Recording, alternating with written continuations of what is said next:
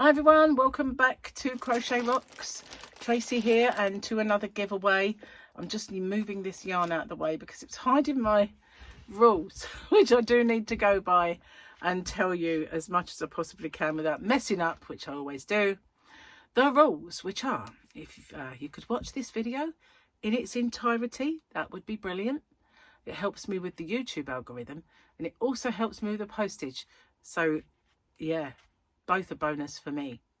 If you could like and share and possibly hype this video, again, that would really help me get to my next milestone, as well as other things in YouTube. You've got to be a subscriber to my channel to enter. There is a little subscribe button and a notification bell around here somewhere, so if you could hit that bell to all, really would appreciate that. YouTube don't notify all anymore, but you might get one once in a while if you're lucky. So I've got a shop, hobbyrocks.co.uk, and the yarn I'm going to show you I do not sell. I do sort of do a high street mystery box, and there is a chance you could get yarns like it in those mystery boxes, but as far as this is concerned, it's not a yarn that I stock to pick colours and stuff. But I do ship worldwide. Now, I'm not liable for any duties or taxes once it leaves me. Having said that, I always say it's of no commercial value in a gift, and no one on my giveaway has ever had anyone that's had to pay any duties or taxes, so must be doing it right. You need to answer the question or questions that you guys have set. I love doing that. And also give me something called the phrase that pays. So the phrase that pays is something that I come up with to safeguard you against scammers, because they're everywhere, guys. They really are everywhere. I've given up how many times I get hello mum texts and stuff like that, but they're everywhere, aren't they?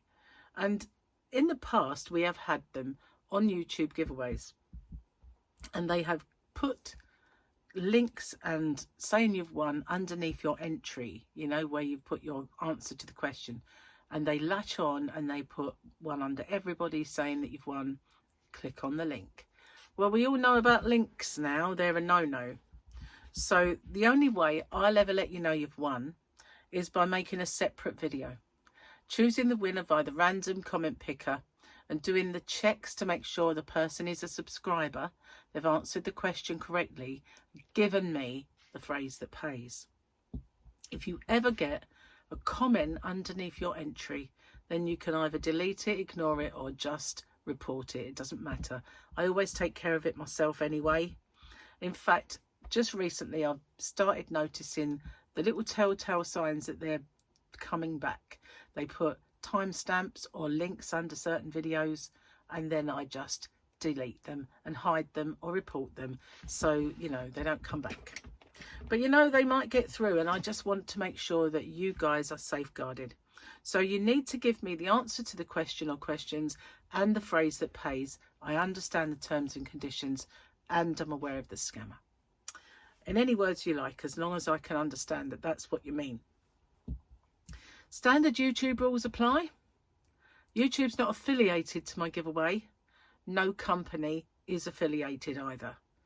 All the stuff that I ever give away is purchased with my own money, and that's it basically. The rest of the rules, all of them, are in the description box.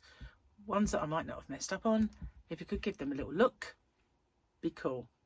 So let's show you this yarn. So it's part of a yarn quest that I did recently, and this one I bought a lot of because I want to make some cushions from my living room with these, because this is the perfect colour.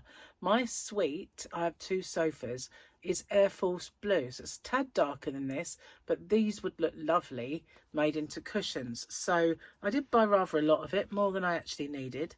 It's called Devanti, the company, and it is blue tweed knitting yarn. There's nothing whatsoever tweedy about this yarn. It just makes me realise that these companies that make yarns have no idea about yarn. They just make it and give it a name like tweed. Where is the tweed? Seriously. But it's blue, I'll give them that.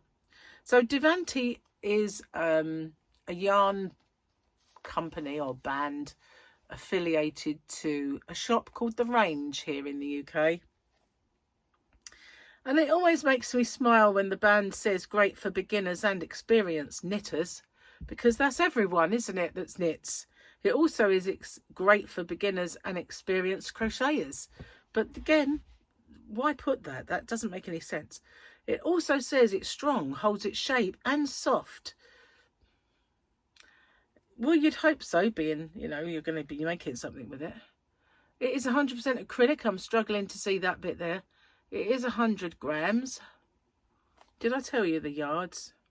242 meters. It doesn't give yards, but this colour's gorgeous. I love blues, as you know, but this one is stupendous, and it's just called Blue Tweed. Anyway, there's 1, 2 yarn boobies. I'll try and get more. I struggle. 3 and 4. So there's 4 in this here giveaway. They are lovely. I've still got more than enough to make my cushion covers, so that's fine. When I do my yarn quests, you know, sometimes I go out shopping high street yarns and others like going in the range. When I do those yarn